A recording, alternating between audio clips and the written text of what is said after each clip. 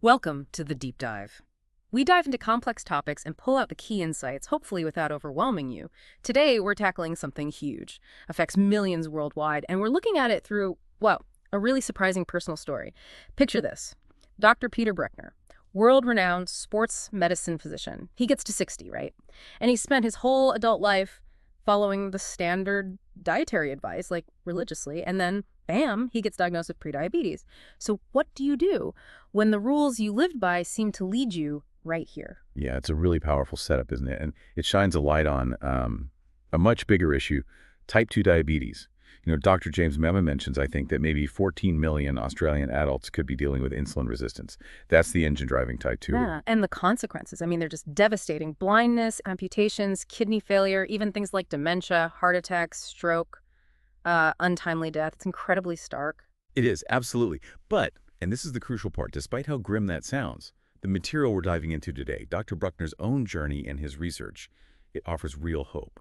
So our mission here is to unpack all that, to show how actually in a lot of cases type 2 diabetes might be reversible, put into remission. And the kicker, often not with fancy new drugs, but by changing how you eat.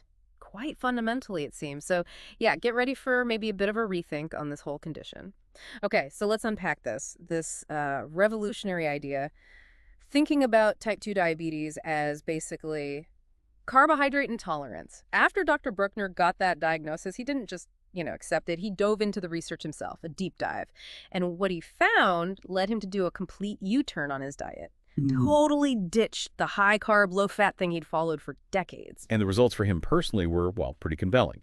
He switched things up low carb, high fat lost 13 kilograms, and his metabolic health markers improved dramatically, which, directly challenged everything he'd been taught, what many doctors were taught in medical school. Right, so those core medical beliefs that type 2 is chronic, progressive, means lifelong meds, complications are just sort of inevitable. He found that was, well, basically wrong. For many people, at least. That's huge. It really is.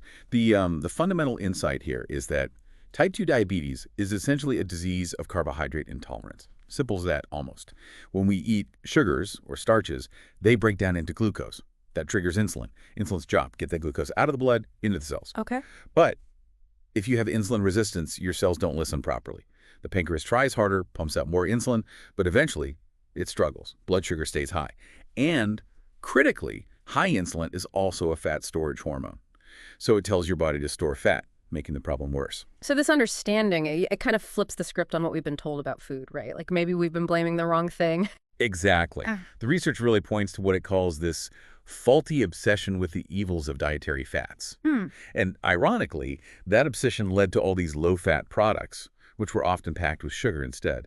And that seems to have made us, fatter and sicker. The real problem, according to this perspective, is sugar and processed carbohydrates. Okay, so if that's the problem, what's the solution look like on our plates? And we have to start with fat, don't we? That whole eating fat makes you fat ideal. That's the big one to tackle first. And the research is pretty blunt. That's totally wrong. Wow. Okay. So break down the fats for us. Saturated fat, the stuff in meat, dairy, coconut oil, that's not the bad guy. Well, according to this research, no. It's actually vital. You need to absorb certain vitamins, A, E, D, K. They're fat soluble. It also tends to raise your good HDL cholesterol. And there's even some suggestion that might help with appetite control, maybe weight loss. There's just really no evidence to support demonizing it in the way we have. The source even says, our grandparents probably had it right, using butter, lard, tallow. I like that. Our grandparents knew best. Okay, so if saturated fat is okay, what about the others? Omega-3s, omega-6s, what's the story there? Right, this is where it gets a bit more nuanced, but really important. Omega-3s, think oily fish, flaxseed, chia, walnuts. They're generally anti-inflammatory. Really good stuff. Omega-6s, on the other hand, tend to be more pro-inflammatory. And the issue is where we get most of them today. Which is where? Primarily from what we call vegetable oils, but they're actually mostly seed oils. Soybean oil, corn oil, rapeseed, which is canola safflower oil, that kind of thing. And these seed oils, are they different from something like, say, olive oil and how they're made? Oh, absolutely. They go through intense processing. We're talking bleaching, deodorizing, high heat. It's pretty industrial. And because they're cheap and stable, they're everywhere, especially in processed foods, fast food, restaurant cooking. The result, Our intake ratio of omega-6 to omega-3 has gone from maybe 1 to 1 historically, something like 20 to 1 now. 20 to 1, wow. Yeah, and the source argues this massive imbalance has had disastrous health consequences. So the advice is pretty clear. Cut way back on the seed oils, ramp up the omega-3s. Makes sense. Okay, moving on from fats. Protein. The official advice is, what, 0.8 grams per kilogram of body weight? But this research says that's too low. Yeah, way too low for optimal health is how they put it. They suggest aiming higher, maybe 1.2 to 1.5 grams per kilo, maybe even up to 2 grams per kilo per day. Especially important for older adults, actually, to fight off that age-related muscle loss, sarcopenia, and generally for growth and repair. So we've got fat sorted, protein needs an increase. What's the overall food philosophy? What should we eat? It boils down to something really simple, actually. Eat real food, just like, your grandparents might have. Unprocessed whole foods. Okay, give us some examples. What's on the yes list? Lots of great stuff. Eggs are fantastic.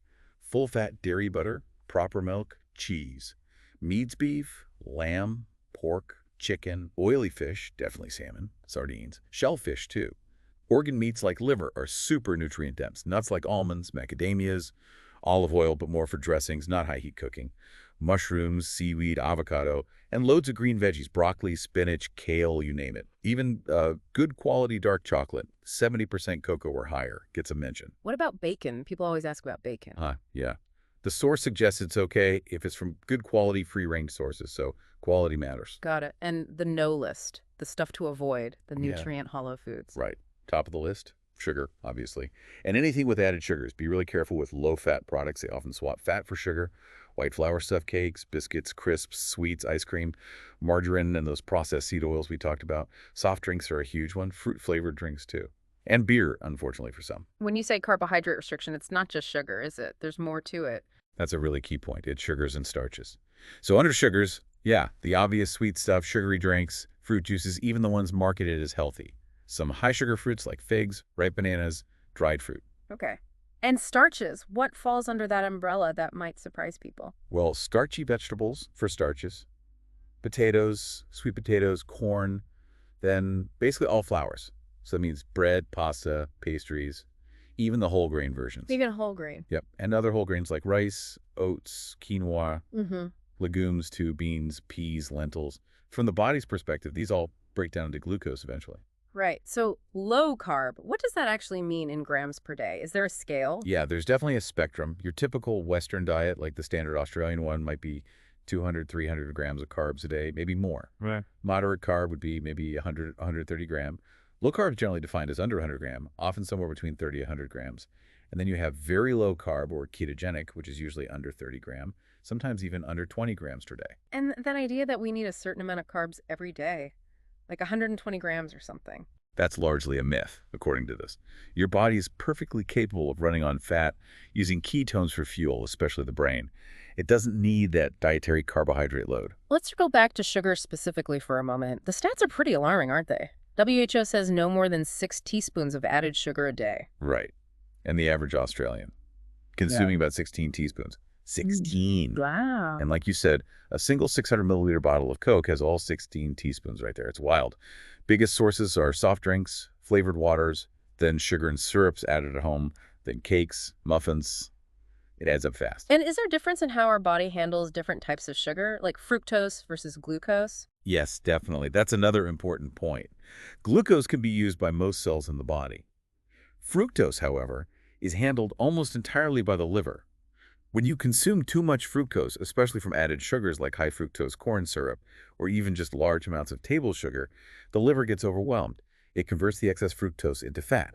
Some stays in the liver, leading to fatty liver, which is a major step towards insulin resistance and type 2 diabetes. So that quote, before diabetes, there is a long silent scream from the liver. That's referring to this fatty liver buildup. Precisely. Professor Roy Taylor's work really highlights this connection. The liver fat comes first. Okay, one more food thing that surprised me. Salt. We're always told salt is bad. Cut down on salt. But this suggests maybe not. Yeah, it's another one of those counterintuitive points. When you cut out processed foods, which are loaded with salt, and start eating real food, your overall salt intake drops dramatically. You might actually become too low in salt, especially when starting a very low-carb diet. That can contribute to the keto flu fatigue, headaches, feeling rough. So you might need to add salt. You might. Good quality salt, like sea salt or pink Himalayan salt, because salt is actually essential for every cell in the body. It's the excess from processed junk that's the problem, not salt itself in a real food context. Fascinating. Okay, let's broaden out from just the food. What about other habits, like just listening to your body, eating when hungry? That becomes much easier on this way of eating, actually. When you're fueled by fat and protein, you tend to feel fuller for longer. Your appetite often naturally decreases. So yeah, the advice is eat when you're genuinely hungry, stop when you're satisfied. Don't just eat because the clock says so. Make sure meals are nourishing enough protein, enough healthy fat.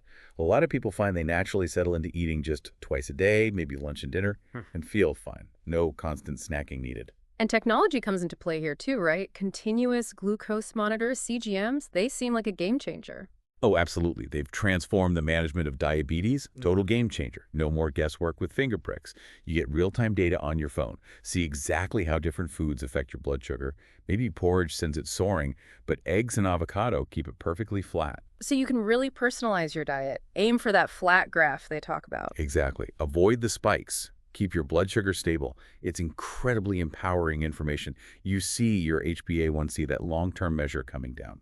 Okay, what about exercise? We know it's good for us, but how does it fit into this picture, especially relative to diet? Exercise is definitely important. Huge benefits for like over 30 chronic diseases. Yeah. It helps with blood glucose control too, can lower HbA1c by maybe 0.5, 0.7%. That's significant. But, and this is the crucial line, you can't outrun a bad diet. Diet is the primary driver, especially for reversing type 2 diabetes and for weight management. Exercise is a fantastic essential support, but it won't fix a fundamentally poor diet on its own. So what kind of exercise is recommended? Well, the standard guidelines are a good starting point. Aim for, say, 150, 300 minutes of moderate activity a week, brisk walking, cycling, or 75, 150 minutes of vigorous activity. And critically, add in muscle strengthening activities at least twice a week. Weights, resistance bands, bodyweight exercises like squats and push-ups, even things like dancing or yoga count. Why is the strength training so important? Especially as we get older, it helps prevent muscle loss, maintains metabolic rate, and improves insulin sensitivity. Muscle tissue is great at soaking up glucose. Simple stuff at home can be really effective. Makes sense. What about sleep? Another pillar of health we often neglect. Hugely important. And it's not just how long you sleep, it's the quality that matters just as much. Any tips for improving sleep quality from the source? Yeah, quite a few practical ones. Get natural sunlight, especially in the morning, to set your body clock. Exercise, but maybe not too intensely right before bed. Evening routine is key. Avoid big meals or too much alcohol late at night. Aim for dinner maybe 3 hours before bed. Cut off caffeine in the afternoon. Try to stick to a regular sleep schedule, even on weekends. Dim the lights, avoid bright screens, phones, tablets for an hour or two before bed. Maybe don't drink fluids right before sleep to avoid waking up. And find ways to unwind mentally. Good advice. And then there's vitamin D, the sunshine vitamin. Surprising that deficiency is common even in sunny places like Australia. It is surprising, isn't it? Often put down to the success of sun safety campaigns like Slip, Slop, Slap. People is just avoiding the sun more. But vitamin D is crucial for so many things. Bone health, obviously, but also linked to reducing all-cause mortality, depression, dementia risk, Parkinson's, Yeah. even outcomes from things like COVID-19. So what's the recommendation? Bake in the sun all day. No, definitely not. Avoid burning at all costs. But aim for maybe 20 minutes of sensible sun exposure on bare skin most days outside of the peak UV hours. It's about balance. Okay. And one more strategy mentioned is intermittent fasting, or IF. How does that fit in? IF is presented as another effective tool, especially for weight loss and improving insulin sensitivity, which directly helps with type 2 diabetes. A popular approach is time-restricted eating, TRE. So you might eat all your food within, say, an 8-hour window each day, like 12 p.m. to 8 p.m., and fast for the other 16 hours. Is that hard to do? Skipping breakfast, for example? You'd think so, but what many people find is that when they switch to low-carb, high-fat, their hunger hormones stabilize. They just don't feel that gnawing hunger in the morning. So skipping breakfast or eating later becomes surprisingly easy for most. Right. So putting it all together, the diet changes, the exercise, sleep, sun, maybe IF. What's the payoff? What benefits do people actually see and feel? Well, the short-term benefits can be pretty quick and noticeable. Reduced appetite is a big one. More energy, better sleep, clearer thinking, that brain fog lifting. Weight loss is common, often around half a kilo to a kilo per week initially. Improvements in mood, less anxiety or depression. People also report reduced chronic inflammation, which can help with things like arthritis, gout, autoimmune issues, PCOS, better gut health, fewer infections. It's quite a list. And the long game, preventing those really serious complications we talked about at the start. That's the ultimate goal, isn't it? Long term, these changes are about dramatically reducing the risk of cardiovascular disease, heart attacks, strokes, which is still the #1 killer, plus preventing or delaying blindness, kidney failure requiring dialysis, nerve damage leading to amputations. Mm. The really devastating stuff associated with uncontrolled diabetes. It's about adding healthy years to your life. It sounds incredibly powerful, and the best way to illustrate that is through real stories. Let's hear about some of these transformations. Absolutely. These really bring it home. Take Robert. His HbA1c, that average blood sugar measure, was a shocking 16.8, dangerously high. Wow. 3 months later, it was 5.7, perfectly normal range. He lost 21 kilos and came off his diabetes meds. His doctor, apparently very skeptical initially, just couldn't believe the results. Incredible. What about others? There's Rachel Hamilton. She reversed her prediabetes, lost nearly 6 kilos, and for her, the light bulb moment was realizing it wasn't just sugar, but all carbs driving her insulin resistance. And David Velli. Another dramatic one. HbA1c went from 20 down to 5. He lost 30 kilograms off all medication. His GP apparently couldn't believe her eyes when she saw his cholesterol and other lipid results improve so much too. These are life-changing results. Totally. And Tina Dezen, she was a nurse for 47 years. She thought she knew diabetes management inside out, followed the standard advice, but it wasn't really working. She adopted this approach. Her HbA1c dropped from 8.4 to 5.7. She lost 13 kilos. A healthcare professional realizing the conventional wisdom wasn't the full picture. That's quite a testament. One more. Neil Manuel, a farmer, used to drink lots of healthy fruit juices. His HbA1c was 12.2. He got it down to 5.3 remission. Lost 16 kilos. Now he eats just 2 meals a day, isn't hungry, has loads of energy, and he actually feels cheated by the dietary guidelines he followed for so long. Yeah, you can understand that feeling. These stories are amazing. Okay, to wrap up, let's quickly tackle some common myths that still hang around about low-carb eating. Myth 1, it's not sustainable. Yeah, hear that a lot. But the argument is, it is sustainable precisely because it controls hunger so well through healthy fats and adequate protein. You're not fighting cravings constantly, Oh. which makes long-term adherence much more likely than, say, low-fat, calorie-restricted diets. Myth 2, you only lose water weight. Well, there is some initial water loss, that's true, as glycogen stores are depleted. But the ongoing steady weight loss after that first week or two is primarily body fat. Okay, myth 3, you need carbs for energy, especially for your brain. We touched on this. Nope. Your body is incredibly flexible. It can run very efficiently on fat, producing ketones, which the brain uses happily as fuel. You don't need high dietary carbs for energy. Myth 4, it's all just about calories in, calories out. Calories matter, of course they do. But hormones matter hugely too, especially insulin. Reducing carbs lowers insulin, which shifts the body from fat storage mode to fat burning mode. It's not just about calorie counting. The type of calorie matters. Myth 5, low-carb diets harm your liver. Actually, the evidence points the other way. Low carb, particularly very low carb, is highly effective at reducing liver fat and can even reverse non-alcoholic fatty liver disease. Remember the silent scream? This helps quiet it. And finally, low-carb causes depression. Again, research often shows the opposite. Many people report improvements in mood, reduced anxiety, and better mental clarity when they cut down on sugar and refined carbs and eat more real food. So pulling it all together, the big message here really is one of hope, isn't it? Type 2 diabetes doesn't have to be this inevitable downward spiral. Understanding the root cause, that carbohydrate intolerance, that insulin resistance, gives you the power to change the trajectory. Right. It's about taking back control through these targeted changes, embracing real food, mostly low carb, paying attention to how you eat, moving your body, getting good sleep, even getting some sun. This deep dive really shows how powerful those shifts can be, often in ways we didn't expect. Absolutely. And that leaves us and you with a final thought to maybe chew on. Given how much this faulty obsession with fat, or just general misinformation, seems to have influenced decades of public health advice on diabetes, what other bits of conventional health wisdom might be worth questioning, worth doing a deep dive on yourself? Yeah, definitely something to think about. Always question, always keep learning.